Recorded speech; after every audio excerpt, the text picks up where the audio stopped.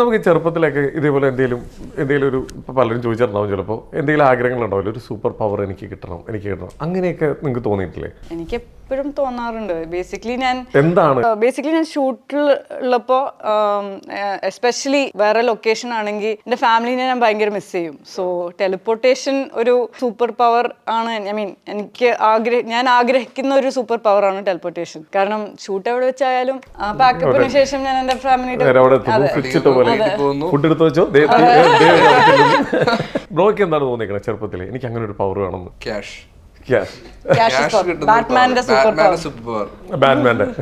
അത് വിട്ടുള്ള റിച്ച് ആവണം. ബ്രോയ്ക്കോ? ഞാൻ അങ്ങനെ നടക്കില്ലെന്നറിയാവുന്ന ആലോചിച്ചിട്ടില്ല.